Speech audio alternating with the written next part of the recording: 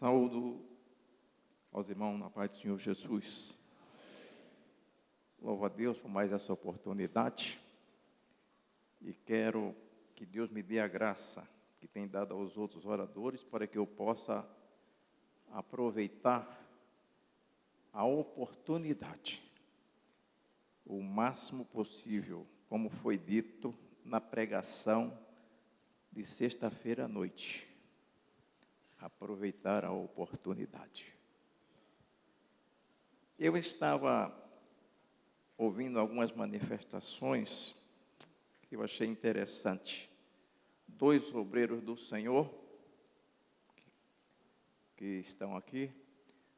Um se expressou na sexta-feira dizendo que estava aqui como servo do Senhor para fazer a obra que Deus colocou em suas mãos.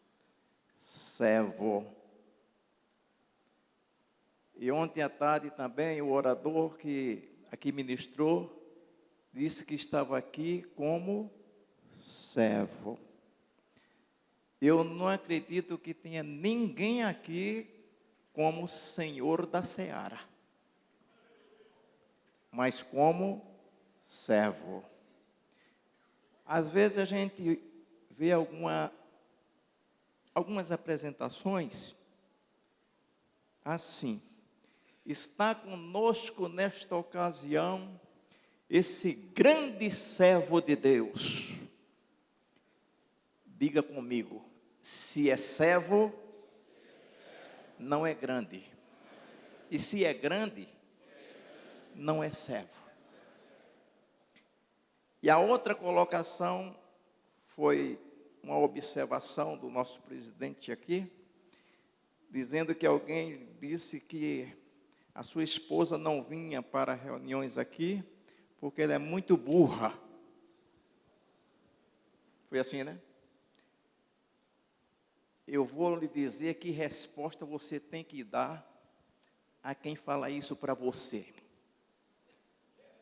Você diga assim, que se Deus usou Sansão para matar 1000 homens com uma queixada de um burro, apenas uma queixada, o que ele não fará com um burro inteiro?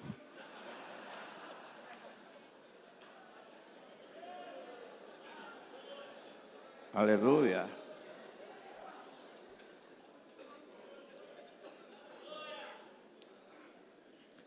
Vamos ler a palavra. Me ajude, por favor, não durma não. Não durma. Depois do almoço, assim, só a graça.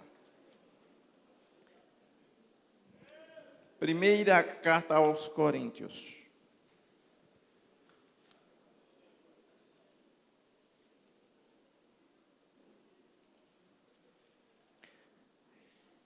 Capítulo de número 3.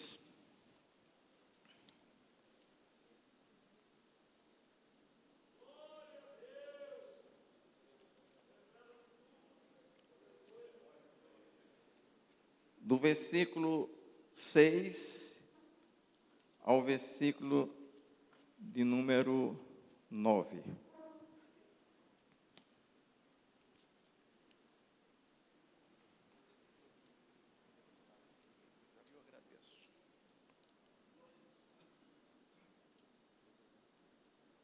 O texto diz assim, eu vou ler, os irmãos acompanhem. Eu plantei, Apolo regou, mas Deus deu o crescimento. Pelo que nem o que planta é alguma coisa, nem o que rega, mas Deus que dá o crescimento. Ora, o que planta e o que rega são um, mas cada um receberá o seu galardão segundo o seu trabalho. Porque nós somos cooperadores de Deus. Vós sois lavouras de Deus e edifício de Deus. Diga, nós somos cooperadores de Deus. Amém. Pode tomar assento em nome de Jesus.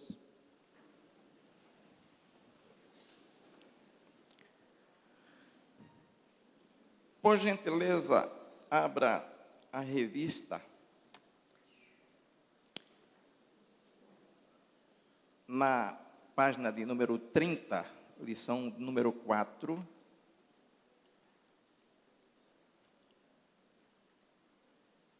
Porque aqui nós vamos falar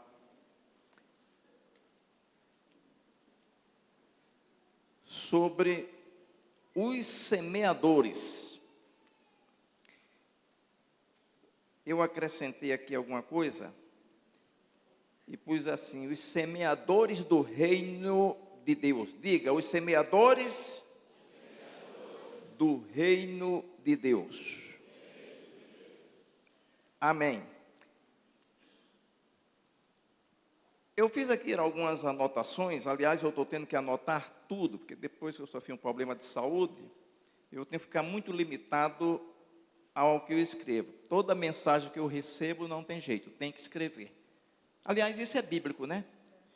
Lá na ilha de Patmos, quando o Senhor foi revelar alguma coisa para João, disse: o que vê, escreve. E ainda observou em um livro.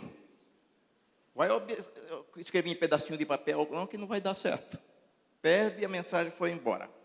Então, como introdução, eu devo dizer que a parábola do semeador é uma das mais contundentes metáforas proposta por Jesus para chamar a atenção dos seus ouvintes quanto à responsabilidade de abrir o coração para receber a palavra de Deus. Da mesma forma que nós temos a responsabilidade de falar, as pessoas têm a responsabilidade de abrir o coração para receber a palavra de Deus, que é a semente, como estamos estudando em toda essa escola bíblica. Por outro lado, conclama também aos seus discípulos para a sublime tarefa de trabalhar como semeadores da sua seara para a implantação do reino espiritual de Deus na terra. Nós sabemos que Deus vai implantar um reino material aqui, que é o reino milenar. Os judeus esperam por isso e esperavam que quando Jesus se manifestou, já tinha chegado essa ocasião. Mas não. Jesus, naquela ocasião, estava falando de um reino espiritual. E nós fazemos parte desse reino espiritual que foi estabelecido por Jesus através da sua morte na cruz do Calvário. Você, eu, somos integrantes desse reino. Então, ninguém está autorizado a plantar a semente da palavra de Deus, senão os integrantes do reino, que somos nós. Somos nós que temos essa incumbência e essa autoridade. Sim ou não? Graças a Deus. Tem irmão que parece que está com dúvida. Sim ou não? Sim. Ah, sim. Muito bem. A primeira parte aqui da revista, o primeiro parágrafo.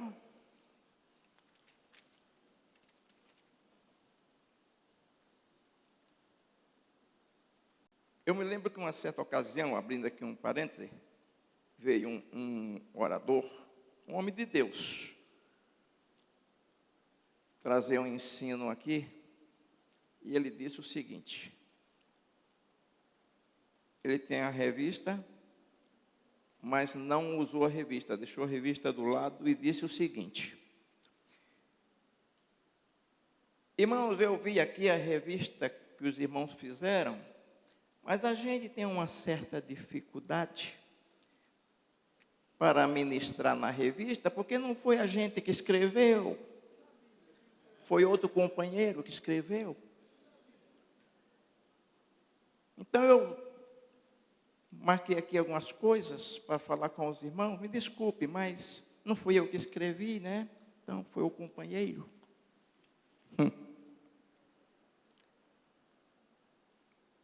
Você escreveu a lição da escola dominical, professor? Então não pode ensinar. Alguém aqui escreveu a Bíblia? Nem eu. Mas é do que mais eu falo. E tem outra coisa, eu não tenho uma mensagem minha. Todas as minhas mensagens são dos outros. Vou explicar. Eu só prego, pastor Orlando, mensagem de Jesus, mensagem de Pedro, mensagem de Paulo, mensagem de Pedro, mensagem de Judas, eu só prego mensagem desse pessoal. De Paulo, de João, não tem uma mensagem minha. Amém?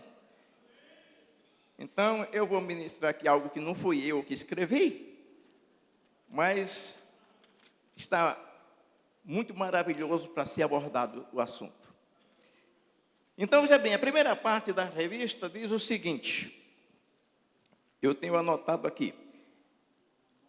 A semente é o quê? A palavra de Deus. Isso já foi dito várias vezes aqui. Os semeadores são todos aqueles que levam esta semente até os confins da terra. Ninguém poderá ser salvo sem receber o poder da palavra de Deus e do Espírito Santo. É o Espírito Santo que convence as pessoas para receberem a palavra de Deus. Depois que a pessoa é salva para levar a vida de fé vitoriosa e para ter crescimento espiritual, terá de buscar o conhecimento da palavra de Deus. Alguém perguntou para mim, pastor, o senhor lê a Bíblia todo dia? E eu respondi, eu tenho que ler todo dia. Eu tenho a obrigação de ler todos os dias. Aí você pode dizer para mim, mas é porque o irmão ensina. Não, não é para ensinar não. Esdras fez 3 coisas quando o povo voltou do cativeiro.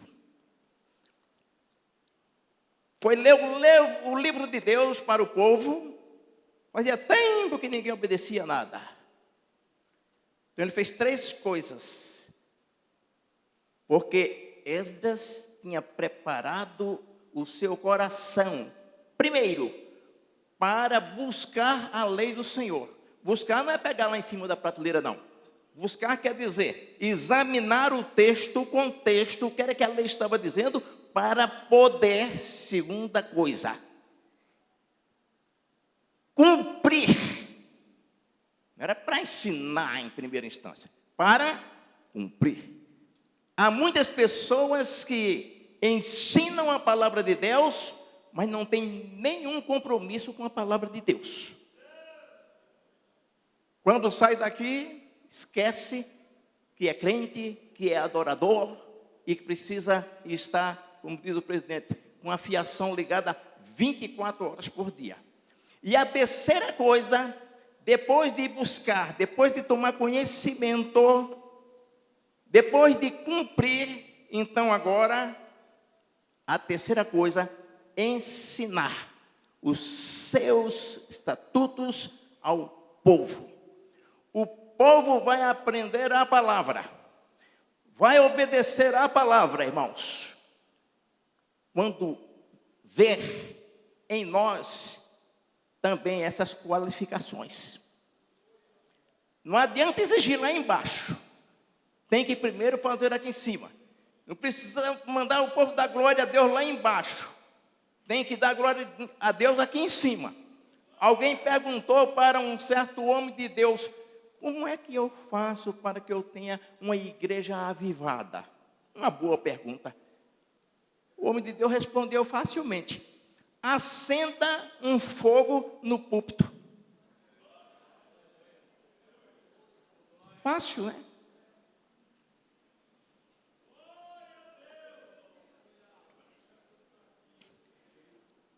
Às vezes, eu dou uma olhadinha em algum evento que a gente tem aqui, como este. Em uma certa ocasião, eu estava vendo uma escola bíblica. Eu dificilmente vou ver, para ver o que eu preguei, como que eu preguei. Aliás, eu não gosto de ouvir eu pregando, não. Então, eu gosto de ouvir os outros. Mas eu estava olhando assim, irmãos, Aqui para nós, como diz o pastor João Vila, só aqui na Irmandade. A gente dá uma olhada assim, eu fico preocupado comigo mesmo, para que eu não venha praticar os mesmos erros que a gente vê as outras pessoas praticando. Por exemplo, enquanto as pessoas estão atentas, assim como os irmãos estão, algumas pessoas sequer, na hora da leitura, lê a Bíblia, está assim, ó. O orador está falando sobre a lição, nada mexe com aquela pessoa. Eu estou falando não estou falando aqui de novo convertido, não. Eu estou falando aqui de homens de Deus na frente do rebanho. Aí me diga uma coisa, um irmão, uma ovelha do nosso irmão, vê um negócio desse, ela vai fazer o quê? Capítulo 4, me parece que 9 de Oséias diz, assim como é o sacerdote, é o povo, e vice-versa. Então eu fico preocupado comigo, sabe, irmão? Então quando eu estou aqui, eu fico preocupado com câmera, fico preocupado com que as pessoas estão olhando, não é? Estão observando em mim, enfim. E Paulo se preocupou muito com isso. Muito bem. Então, depois que a pessoa é salva para levar uma vida vitoriosa e para ter crescimento espiritual, terá de buscar o conhecimento da palavra de Deus. Tem que ler a palavra de Deus, tem que orar, tem que buscar a Deus. Alguém perguntou para um certo homem de Deus o seguinte: o que é mais importante para um cristão? Orar bastante ou ler a palavra de Deus bastante?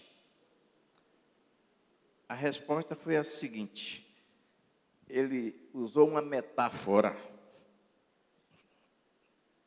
um símbolo, um exemplo. O que é mais importante para o pássaro? A asa do lado direito ou a asa do lado esquerdo?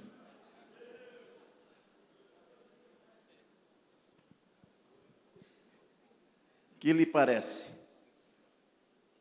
E aí? É a direita ou a esquerda? As duas? Pois é.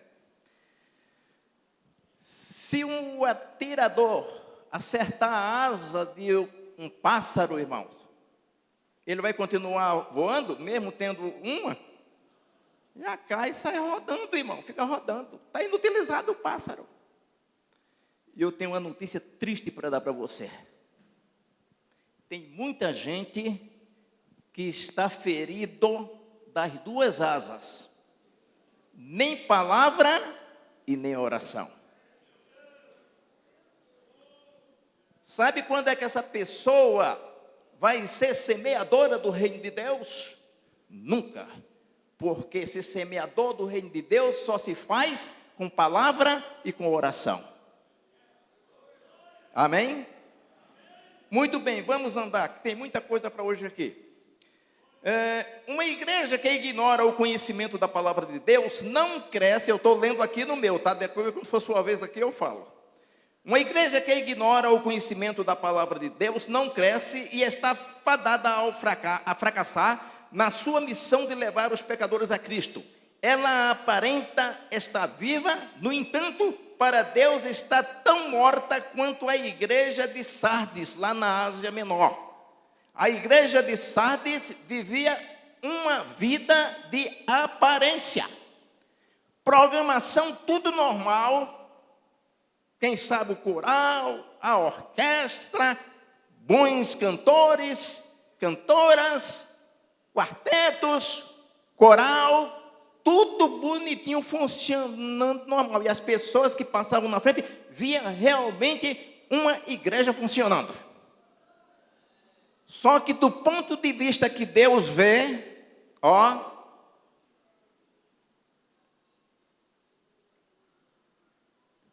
mortos, na sua maioria. Eu dizia aqui outro dia, os irmãos já imaginaram? Chega de manhã, o obreiro, quem sabe, chega lá na igreja e tem uma carta debaixo da porta. E quando vai ver a carta, irmão João, preso na ilha de Pátimos. Olha, vamos ver o que é que ele mandou dizer. Quando abre a carta, irmãos, aquela carta trouxe a verdade sobre aquela igreja, sobre o verdadeiro caráter daquela igreja. Aí o anjo da igreja viu que tudo que a igreja estava fazendo estava totalmente fora do contexto de quem é semeador da palavra de Deus. Tudo errado. Então, olha só, você tem a fama de que está vivo, mas está morto. E confirma os demais que estão para morrer.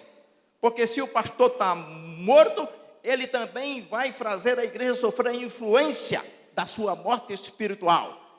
Mas você tem algumas pessoas em Sardes que andarão comigo de branco, porque elas não contaminaram as suas vestes, e disso são dignas. Então, o caso é muito sério. Nós estamos falando aqui sobre a importância de ler a palavra de Deus.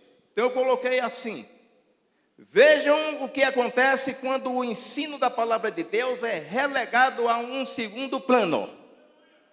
Quer dizer, tudo acontece na igreja. Tem tempo para tudo. Mas o tempo da palavra é uma coisinha assim. Olha o que é que acontece. Chegou uma moça numa determinada igreja, professora, não sei se do estado, do município, e muito dedicada, e o pastor colocou ela para ser professora lá da escola dominical. E a moça, com poucos dias, ela percebeu que as pessoas de Bíblia estavam bem atrasadas. Olha só. Então ela pensou, eu vou conversar com o pastor para ver se a gente promove aqui alguns trabalhos, simpósios de ensino da palavra de Deus.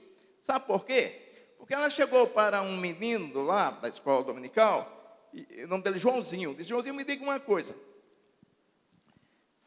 Você lê bastante a Bíblia? Leio. Eu leio. Então me responda, quem foi que derrubou o muro de Jericó? Professora, eu garanto para a senhora que não fui eu, não. Eu não fui. Meu filho, você lê a Bíblia mesmo? Leio.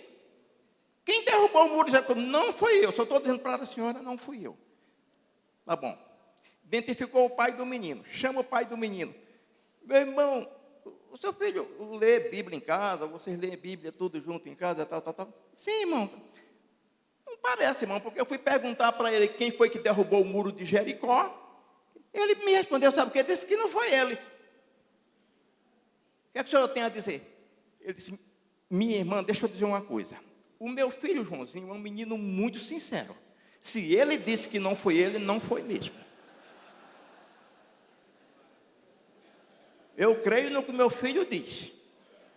Meu Deus, como essa igreja está ruim de Bíblia. Vou falar com o pastor. Falar com o pastor. O pastor sabe tudo, né, irmão? Presume-se. Pastor, deixa-me dizer uma coisa, pastor. Desculpa, mas eu tenho que dizer para o senhor que o nosso povo está precisando que a gente faça alguns movimentos aqui, simpósios, para que eles possam aprender mais a palavra de Deus e tal. O senhor veja, eu fui perguntar para o Joãozinho, quem foi que derrubou o muro de Jericó? Olha que ele me respondeu, me disse que não foi ele. Pergunto para o pai, ele lê Bíblia e tal, porque eu perguntei para ele quem derrubou o muro de Jericó, ele disse que não foi ele. Sabe o que o pai me disse? Se meu filho disse que não foi ele, não foi mesmo. Não foi mesmo. Pois ele me respondeu. Disse: minha irmã, deixa eu dizer uma coisa para a irmã. Essa família é uma família tradicional aqui da igreja, e eu não quero causar nenhum transtorno para esta família. A família antiga aqui faz o seguinte, irmã, vê quanto que custa para restaurar este muro, porque a igreja paga.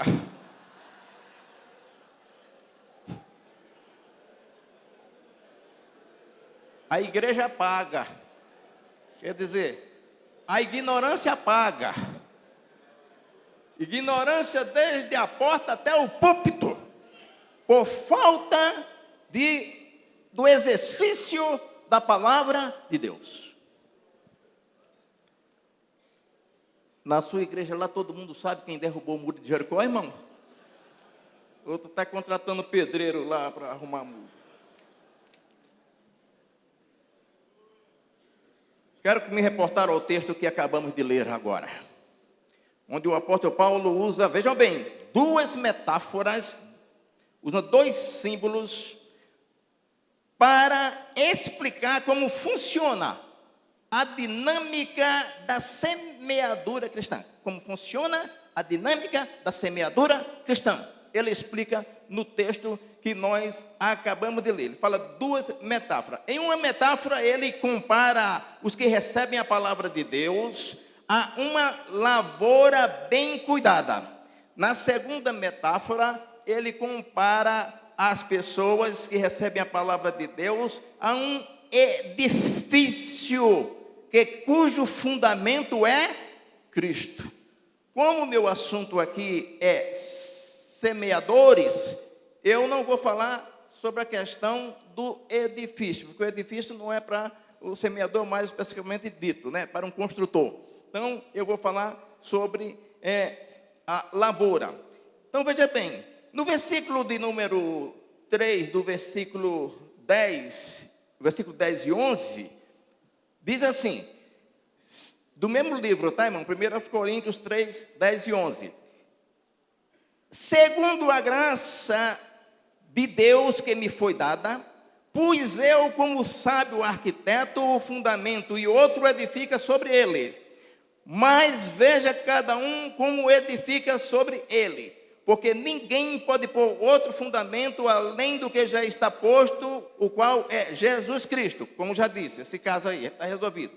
Considerando então, pois que o meu assunto, como já disse, é a lavoura, vamos para frente. Pois bem, no primeiro texto que lemos, o apóstolo Paulo trata pelo menos sobre 6 questões que envolvem, diga comigo, a seara, os trabalhadores, a semente e o dono da seara. Dessa forma, podemos traduzi-las da seguinte forma. Vejam bem, a primeira coisa que ele diz é o seguinte: alguém precisa plantar. Deu para entender? Alguém precisa plantar. Ou seja, eu plantei. Eu plantei. Agora vem a grande pergunta: plantou o quê? Que tipo de semente você plantou ou está plantando? Eu plantei. A segunda coisa, eu vou fazer ainda vou acrescentar essa pergunta. Mas plantou o que? Um caráter deformado? Foi falado aqui na sexta-feira sobre a questão do caráter.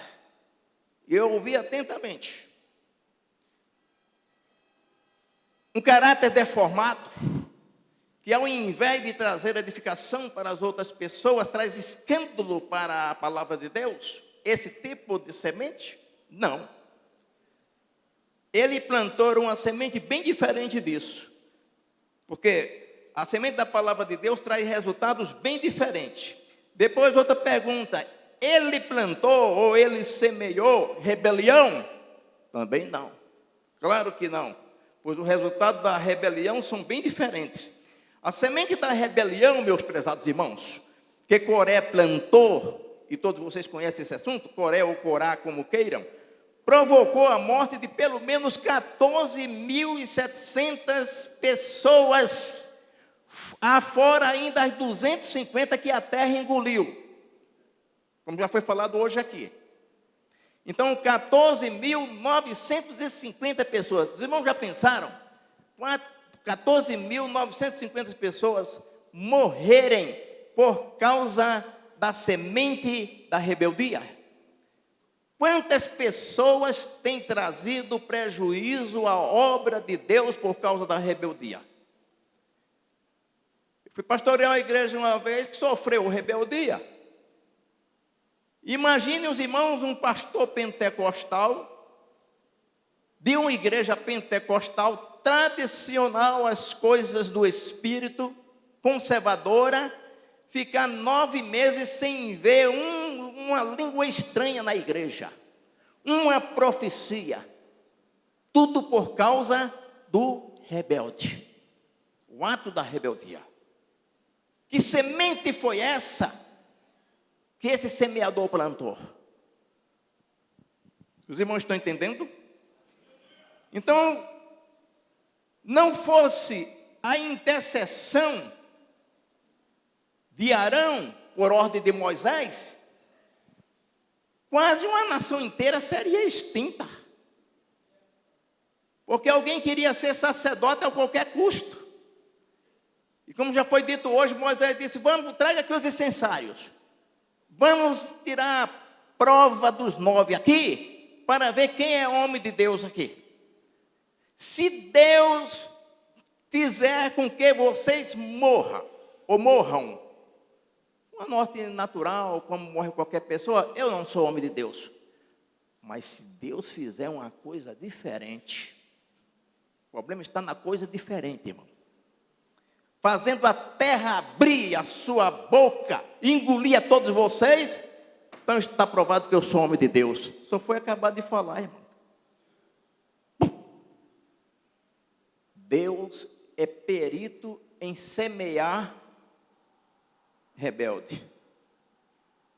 Não dá nem trabalho de sepultar. Já fica sepultado, tudo limpo.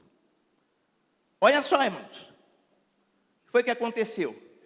No outro dia foi um movimento grande. Um movimento muito grande do povo contra Moisés. Dizendo, sabe o quê?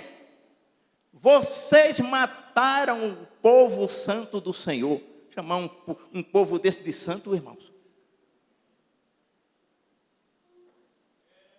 Moisés foi orar a Deus. Sabe o que Deus disse?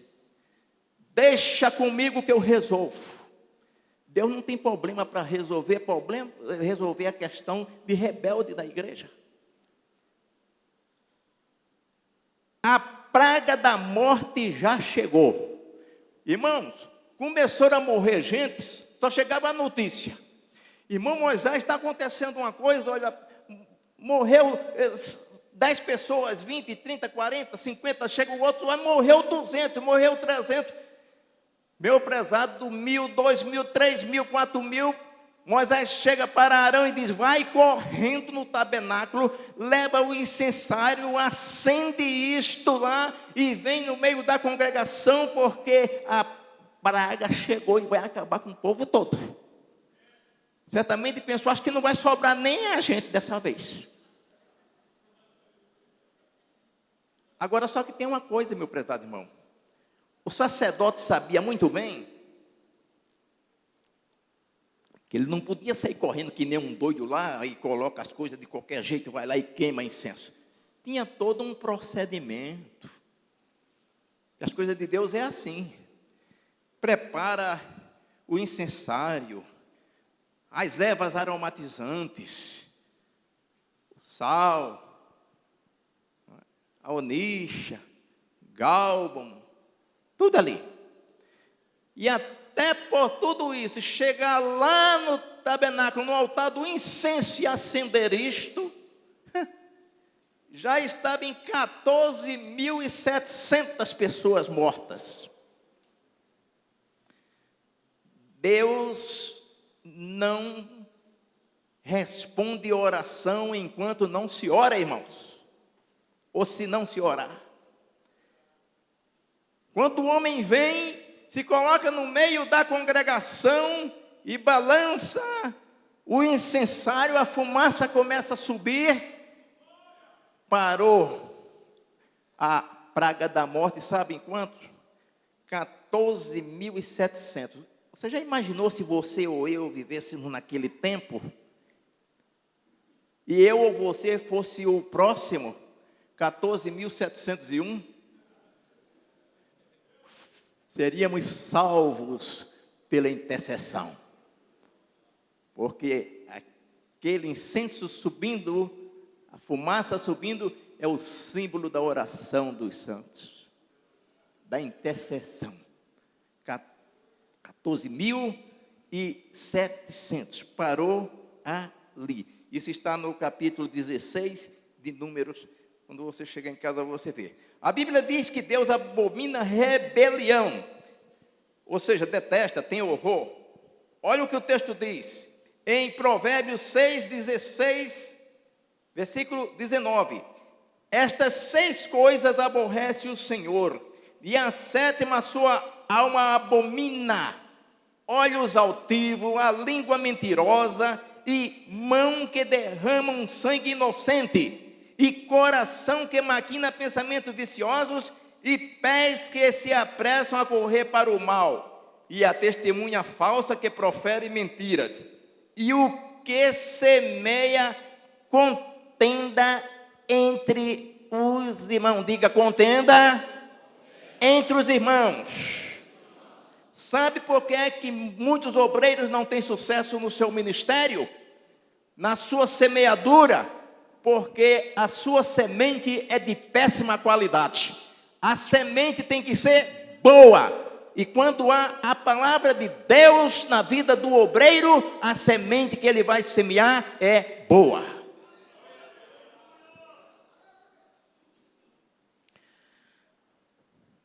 Vejamos que tipo de semente Paulo semeou entre os irmãos.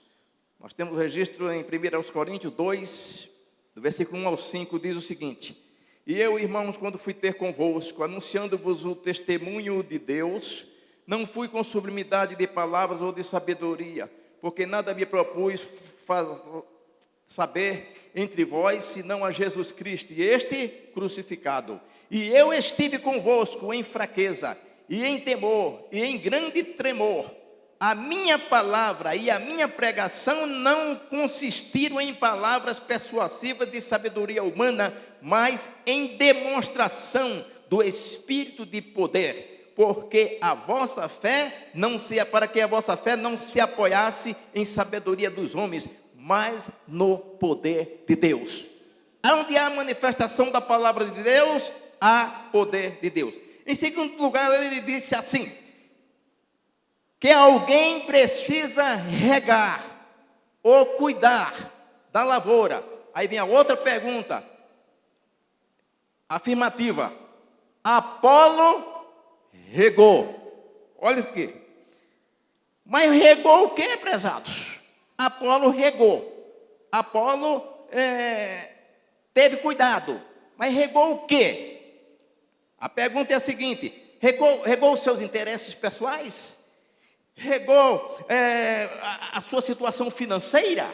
Não. O texto diz em Atos 18, 24 a 28, e chegou a Éfeso um certo judeu chamado Apolo, natural de Alexandria, varão eloquente e poderoso nas escrituras, porque com grande veemência convencia publicamente os judeus, mostrando pelas escrituras que Jesus era o Cristo. Em terceiro lugar, ele diz que alguém precisa fazer a semente brotar e crescer. Versículo 6. Eu plantei, Apolo regou, mas Deus deu o crescimento. O texto em Atos 2,46 diz que permaneciam unânimes todos os dias no templo, e partindo o pão em casa, comiam juntos com alegria e singeleza de coração, louvando a Deus, caindo na graça de todo o povo, e todos os dias o Senhor acrescentava à igreja aqueles que haviam de se salvar.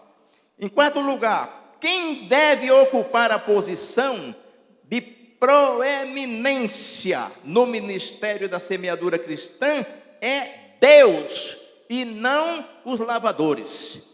Irmão, Se nós trabalharmos para fazer a obra de Deus, como a palavra nos orienta, nós vamos ter um ministério profícuo e abençoado.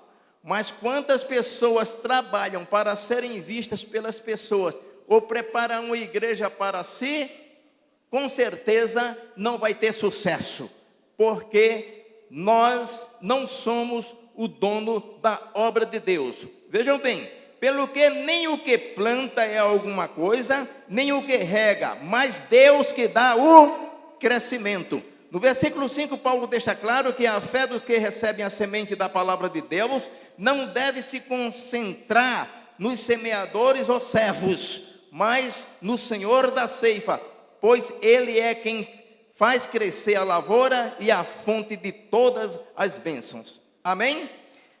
No versículo de número 5, ou melhor, o ponto de número 5, ele diz: cada um receberá galardão pelo seu trabalho. Ora, o que planta e o que rega são um, mas cada um receberá o seu galardão segundo o seu trabalho. No versículo 6, ele também diz: os semeadores não são os donos da lavoura, pois ela pertence única e exclusivamente a Deus, que é o versículo 9, que diz assim: porque nós somos cooperadores de Deus, vós sois lavoura de Deus e edifício de Deus. Amém? Vale dizer que Paulo e Apolo eram apenas servos, irmãos, como nós também, né? Que haviam feito o seu trabalho, mas quem concretizou o seu trabalho foi Deus. Eu fiz aqui uma observação, presta atenção, que há obreiros que quando é comunicado que vai ser remanejado da igreja onde ele está para uma outra igreja, parece que aconteceu a maior desgraça da vida dele. É um desespero tão grande, e alguns nem ficam mais no ministério. De vez em quando isto acontece. Só que parece que alguém tirou dele a sua propriedade. Quer dizer, a propriedade é dele. Então alguém foi lá e tirou. Aí acabou com o abençoado irmão, que a propriedade é dele. Eu conheço uma situação na Bíblia que Felipe, diácono da igreja, fazendo a obra de um evangelista, pense bem, irmãos, o texto diz que as multidões vinham ter com Felipe. Isso significa dizer que não tinha templo naquela época que pudesse comportar a igreja de Felipe. Fazia o trabalho na rua, ao ar livre, porque era muita gente, os membros da igreja de Felipe. Olha só, quem é que não fica satisfeito? Qual é o pastor que não fica satisfeito, meu amado irmão, com uma igreja que não tem lugar que cabe? Aí um dia chegou o Espírito Santo e falou com ele: você vai sair daqui, larga tudo aqui e você vai para um outro lugar. Ele disse: mas será que eu vou ainda pegar uma igreja maior, hein? Eu vou ter um povo maior ainda? Senhor, e para onde é que eu vou? Você vai sair daqui, vai deixar todo esse povo aí, e você vai para Gaza, que está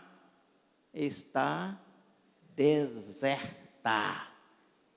Irmão, pelo amor de Deus. Eu estou numa regional grande, irmão. Vou praticamente para uma congregação. Em Gaza não tem nada. Essa é a proposta para você. Mas quando o homem de Deus está na direção de Deus e obedece o que Deus diz, dá tudo certo. E ele foi e deu tudo certo.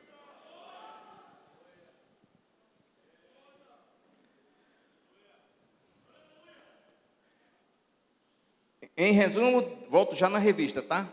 Em resumo, devo dizer que o apóstolo Paulo deixa evidente que por mais preparados ou capazes que sejamos no exercício de nossas funções ministeriais, que Deus nos confiou, este crédito Olhe bem, este crédito jamais deverá ser dado a homem algum, mas a Deus, porque é Ele que dá o crescimento. E isto se deve pelo menos a duas razões. A primeira é porque ninguém consegue fazer tudo sozinho, sempre fica alguma coisa para fazer. Em segundo lugar, porque ainda que haja diversidade de ministérios e unidade no propósito, somente Deus é capaz de fazer crescer a semente que semeamos para a evolução do reino espiritual de Deus na terra. Sendo assim, preste atenção, a igreja na face da terra, ela tem uma tríplice missão. A primeira missão da igreja na face da terra é adorar única e exclusivamente a Deus. A igreja não pode adorar. De vez em quando nós temos gente aí que está adorando cantores, time de futebol, jogadores, enfim. A igreja precisa deixar, tem pessoas da igreja que em algum momento se tornam mundanas. A igreja nunca pode se tornar mundana. A igreja é igreja. E precisa separar-se o santo do profano, sim ou não? Muito bem. A segunda coisa, a segunda missão da igreja na face da terra é ter cuidado consigo mesma e com os seus membros. Ou seja, a igreja não pode se dar ao luxo de deixar os seus membros a visitar instituições de caridade, porque não tem o que comer, porque tem necessidade. Então a igreja tem que socialmente atender os seus membros. E a terceira coisa, a terceira missão que a igreja tem na face da terra é para com o mundo, na evangelização, na semeadura da palavra de Deus, para que o mundo possa ser salvo através da palavra de Deus. Na palavra do semeador, Jesus deixa claro que os semeadores encontrarão muitos obstáculos, porém, nem por isso deve deixar de anunciar a pregação da palavra, assim como aquele agricultor, aquele semeador que está mencionado na parábola. Na lição seguinte, meus amados irmãos, que é a lição próxima, eu iniciei o estudo dizendo que nas 7 parábolas que Jesus mencionou, fazendo comparação ao reino do céu, frequentemente ele usa a expressão, olha só, porque o reino do céu será semelhante. Por cerca de 7 vezes ele falou isso, porque o reino do céu será semelhante a. Muito bem, nesta parábola, ou nesta primeira parábola, especificamente, Jesus não usa essa terminologia, exatamente porque o objeto preponderante da parábola do semeador é descrever como o próprio reino começa, ou seja, com a palavra de Deus no coração das pessoas. É assim que o reino começa. Por isso que Jesus não disse aqui que o reino do céu será semelhante a nada. Já começa com a pregação da palavra.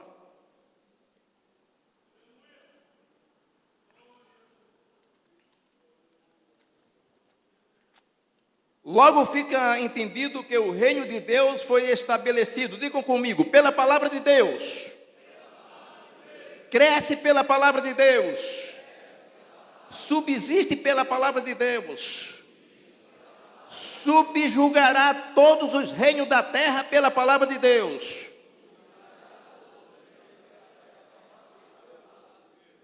Amém. 4.1 da página de número 30, né? Jesus Cristo como semeador.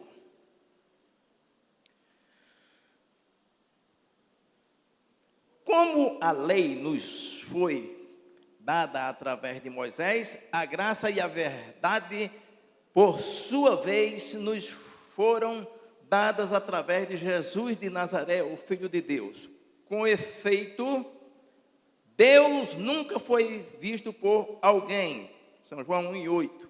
O Filho unigênito que está no seio do Pai, este o fez conhecer. Ou seja, Jesus, o verbo encarnado, não é reencarnado não, encarnado, o Deus que tomou forma humana, a palavra que tomou forma humana, fez Deus ser conhecido nas pessoas que ele começou a evangelizar.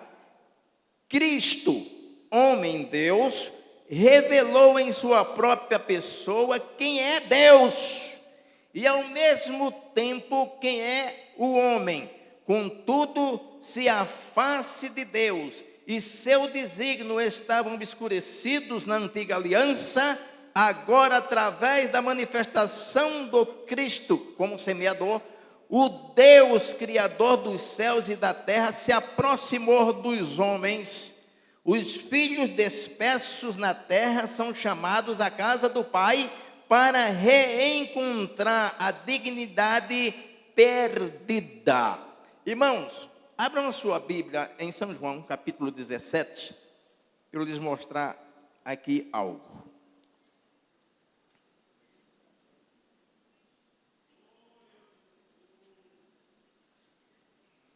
O escritor está dizendo aqui, segundo a palavra de Deus, que Jesus veio manifestar Deus. Quer dizer, alguém queria ver o Pai e Deus disse assim: quem ver a mim, vê ao Pai. Olha só, então, vamos analisar essa questão aqui de São João, capítulo de número 17, o que é que o texto diz. 3 coisas aqui, Jesus, ou melhor, Deus, através de Jesus, concedeu aos que aceitam a sua palavra. Primeiro, nós temos o versículo de número 6.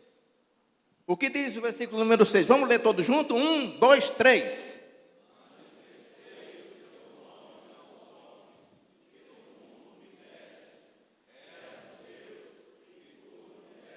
Versículo 8. Não, vamos direitinho. Porque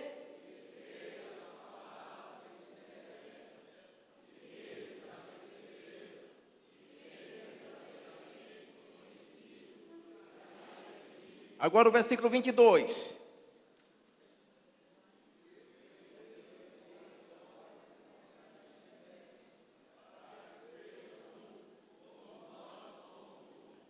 Vejam bem, no versículo 6 ele diz: manifestei o teu nome aos homens, quer dizer, fiz conhecido o teu nome. Eles tomaram conhecimento de ti através da minha manifestação. No versículo 8 ele disse: porque lhes dei o quê? As palavras que me deste. Pense bem, palavra. E eles a receberam e têm verdadeiramente conhecido por causa da palavra que saí de ti. Quer dizer, eles creram que eu sou a palavra que tomou forma humana. E esta palavra vem trazendo exatamente a tua revelação em mim. Eu sou a palavra que tu colocastes em mim.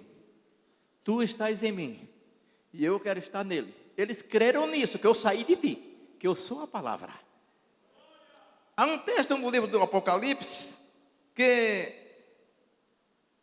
diz, no capítulo 19, versículo 12 e 13. Vamos ver o que é que diz lá.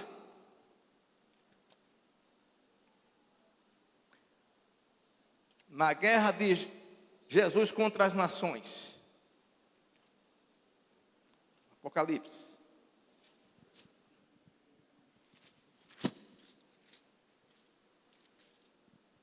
Olha o que diz o texto. 19, versículo 12 e 13. Vamos ler? 1, 2, 3.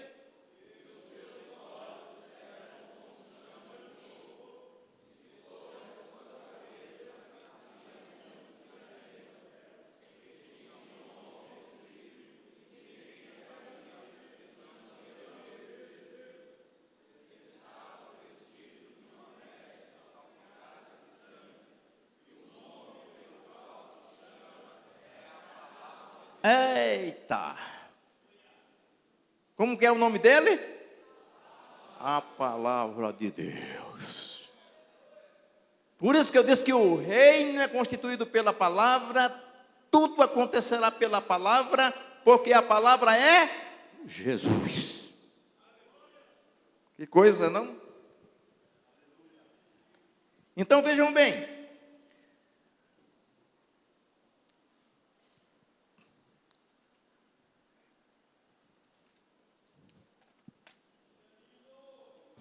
Parágrafo seguinte. Nas narrações que os evangelistas transmitiram em seus escritos, é claro o ministério de Jesus como semeador, pois ele conseguia atrair as pessoas mais diversas com fascínio irresistível. Em pouquíssimo tempo conquistou os corações de seus futuros apóstolos. Os guardas do templo enviados para prender o Nazareno não foram capazes de cumprir a ordem, encantados com sua pregação. Havia nele alguma coisa que obrigava até os seus inimigos a se aproximarem dele com respeito. Inclusive os peritos das escrituras chamavam-no de rabi, mestre. Pilatos, depois de tê-lo apenas visto e de ter ouvido só umas poucas palavras de sua boca, foi tomado por uma misteriosa estima pelo seu prisioneiro, mesmo contra a sua vontade. Quer dizer, as pessoas que foram para prender Jesus não tinham nem coragem de se aproximar dele. Nós temos um episódio que está no capítulo 7, me parece, de São João. Preste atenção nisso, irmãos. Os irmãos sabem que no capítulo de número 3 de São João, o Nicodemos foi ter com Jesus de noite. Como foi que Nicodemos conseguiu ir ter com Jesus de noite? Certamente porque ele procurou saber alguma coisa. Veja que quando ele chegou lá, ele disse, nós sabemos. Se sabia porque alguém disse.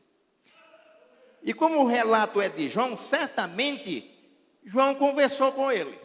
E ele tinha feito algumas perguntas. E João dava informação dos milagres que Jesus fazia.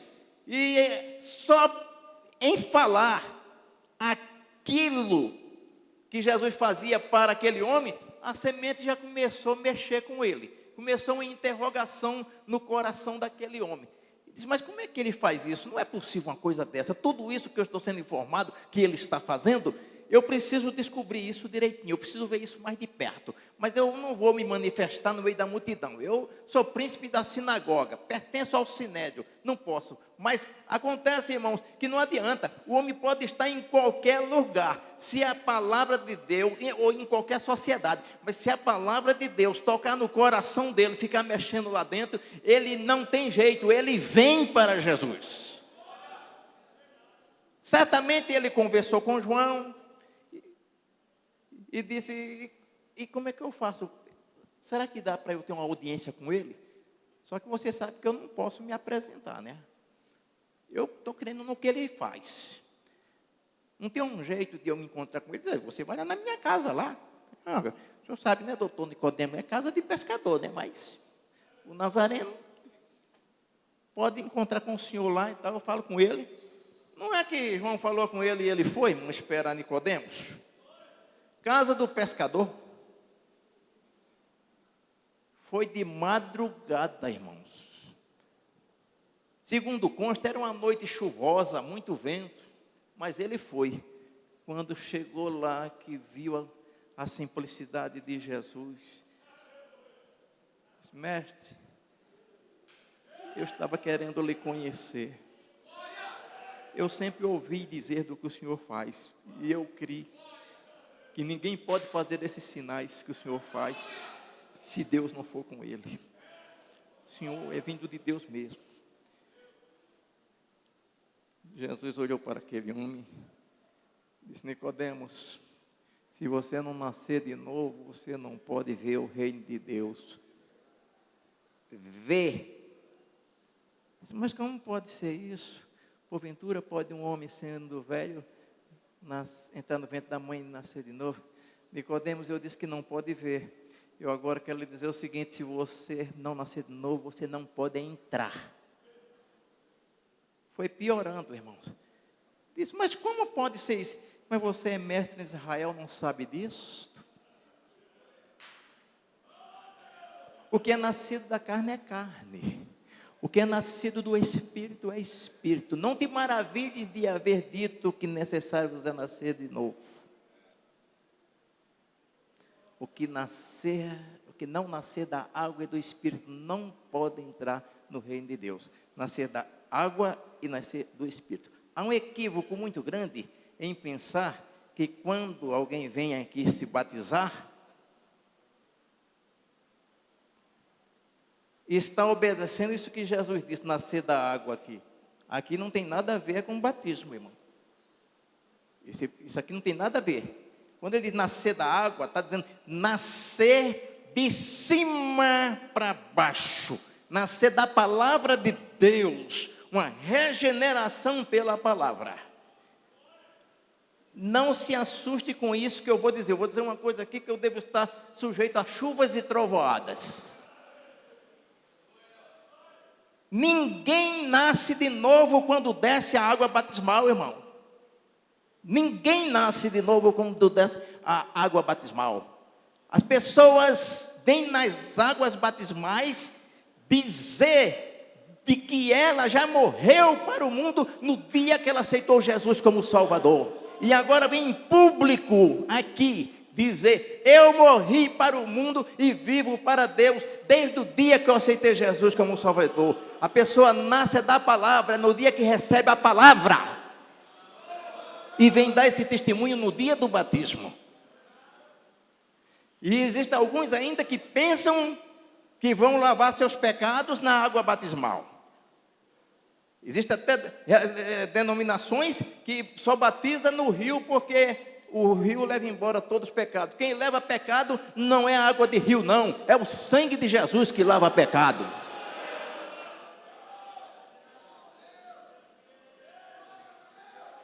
Porque se o conceito for esse, irmãos, imagine, vem uma pessoa aqui se batizar.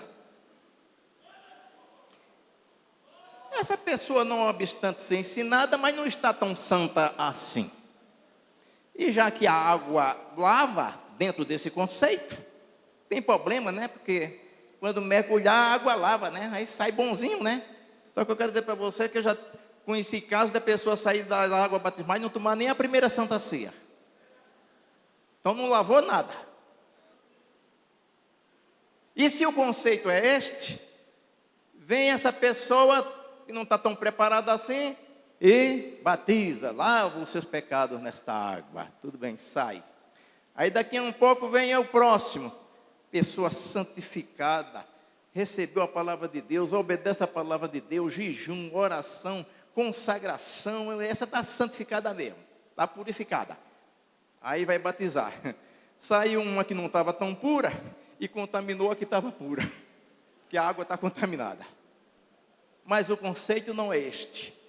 O conceito é que a água tem simplesmente a função de simbolizar uma coisa, que alguém morreu para o mundo um dia e que vive para Deus. E repito, vem fazer isso no dia do batismo, não que venha nascer de novo no dia do batismo, que nasce no dia que recebe a palavra de Deus. Amém? Muito bem. Prosseguindo. Ele foi descrito pelos autores bíblicos como uma pessoa profundamente humana. Muitos viram lágrimas manejarem em seus olhos. Viram-no sofrer, maravilhar-se, alegrar-se, abraçar as crianças, admirar as flores. As suas palavras eram cheias de misericórdia pelas fraquezas humanas, mas seus pedidos eram sempre categóricos. Jesus fazia os seus milagres movido pela misericórdia. Mas deixa-me dizer uma coisa. Os irmãos sabem o que foi que aconteceu quando Nicodemos saiu lá da presença de Jesus? Ele teve uma reunião, lá no capítulo 7, ele teve uma reunião lá, o Sinédrio resolveu, disse, hoje nós prenderemos o Nazareno, nós vamos prender o Nazareno hoje. E Nicodemos está lá na reunião, irmãos. E ele ficou pensando, disse, meu Deus, vai mandar prender o Nazareno, e se o Nazareno chegar aqui, eu tive com ele lá, que é que vai... Já pensou, irmão, que situação? Se o Nazareno chega aqui, ele vai dizer assim, então, Nicodemos, você esteve lá comigo, né? Já pensou, irmão? Fizeram a reunião. Chamaram uns homens lá, uns soldados, disse, vai lá e prende o Nazareno, traz o Nazareno aqui. Meu Deus, eu no lugar de Nicodemos, como era que eu ficaria? Os homens foram. Quando chegaram lá, vamos ver o que é que ele fala aí, depois a gente prende ele. Cara ali. Nazareno começou a falar a palavra. Falar a palavra. Falar a palavra. Dentro de poucos minutos, aqueles homens se entreolharam e um pergunta para o outro, você tem coragem de prender este homem? Ele disse, eu jamais prendo esse homem, rapaz. Eu também não prendo esse homem, não. Olha a palavra que esse homem fala, rapaz. Meu coração está aqui. Eu não prendo ele, não. Nós vamos voltar sem ele, porque aconteça o que acontecer, eu não vou prender ele. Foram embora. Nicodemos está lá, irmão, que meu Nazareno vai chegar aí. Que situação, eu estive lá conversando com ele. Deus não deixa ninguém em situação difícil, não, irmão. Quando de repente chegam os homens sem o Nazareno. E aí, está aí o prisioneiro? Não, a gente não trouxe ele, não. Por que não encontraram? Não encontramos. Encontramos. E por que não trouxeram? Senhor, deixa eu dizer uma coisa para os senhores. Nós nunca vimos homem falar como aquele homem. Mas não é possível um negócio desse. Vocês também estão crendo? Eu não sei o que está acontecendo com a gente. Sei que só faltou dizer assim, vai você prender ele. Ouve o que ele diz para tu ver o que acontece.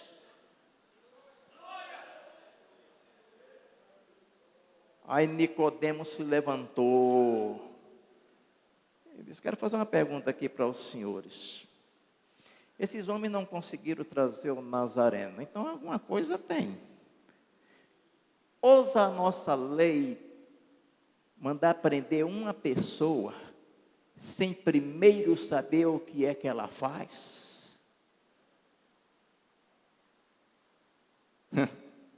Acabou com a reunião na hora, irmãos. Que é isso? Ó, Nicodemo, você também está indo nesta? Você também? Diz que o homem ficou tão irritado que disse, está acabada essa reunião.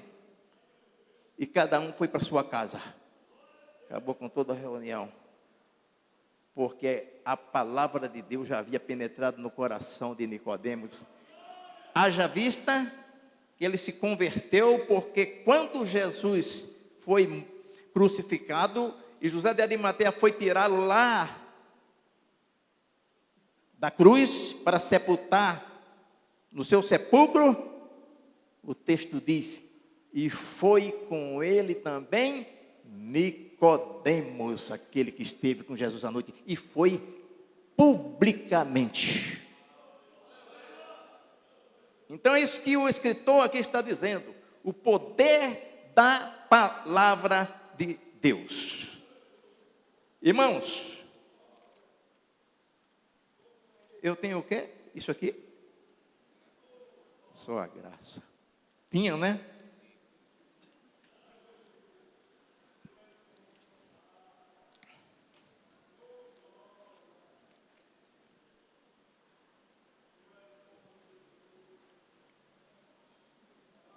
bem lá na frente, eu vou encerrar com isso aqui. O escritor diz que o reino dos céus é semelhante. É um texto que ele cita em Mateus 13, 47, 50. Você pode ver na Bíblia mesmo. O reino dos céus é semelhante a uma rede lançada ao mar, e que apanha toda qualidade de peixe. E estando cheia, a puxam para a praia, e assentando-se apanham para os cestos os bons, os peixes bons. Os ruins, porém, lançam fora. Assim será na consumação dos séculos. Virão os anjos e separarão os maus dentre os justos, e lançá-los-ão na fornalha de fogo. Ali haverá pranto e ranger de dentes. Assim é introduzido o tema introduzida a pena da vida eterna, não é? O tema da pena eterna. Irmãos, vejam bem. Quem conhece um peixe aqui chamado baiacu? Eita, muita gente, então se você. Então, o reino dos céus, assim, você pega um monte de gente, um monte de peixe, e arrasta para o mar. Ali o pescador vai separar os peixes bons dos peixes ruins. E no meio, às vezes, vem baiacus. Quem não conhece baiacu, é um peixe venenoso. Tem um veneno terrível. Só que tem uma coisa. Os navegantes chamam aquilo de o frango do mar. Porque ele é ruim e até mata, o veneno mata. Outro dia foram 3 pessoas, comeram a carne do baiacu, estava contaminada com o veneno, que é uma cápsulazinha que fica dentro do intestino dele, que contamina toda a carne quando ela é rompida. A pessoa comeu, 2 estavam hospitalizados e um morreu mesmo. Veneno terrível, baiacu. Mas você tira o fato do peixe, juntamente com aquela cápsula venenosa, eu já fiz isso, tira tudinho, e a carne é uma das carnes melhor que existe, porque tirou o veneno. E às vezes, vem algum baiacu no meio,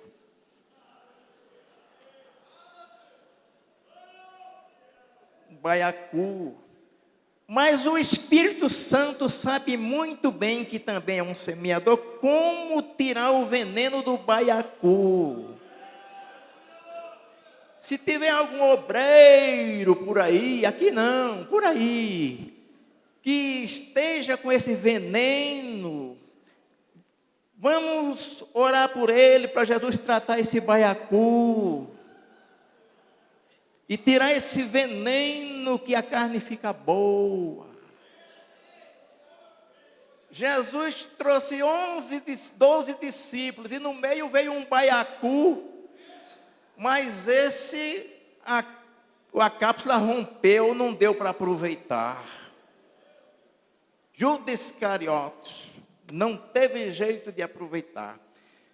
Cuidado que alguém de vez em quando, Jesus chegou a dizer assim: não escolhi eu a vós 12, um de vós é um diabo. Cuidado que tem alguém dizendo, é o diabo. Não é o diabo. Jamais ele escolheria o diabo para ser discípulo dele. Um diabo. Quer dizer, com os aspectos satânicos para traí-lo, enfim. Irmãos, que Deus nos abençoe. Eu vou ficar por aqui e quem sabe, numa outra ocasião, a gente fale sobre o restante. Não há mais tempo. Amém?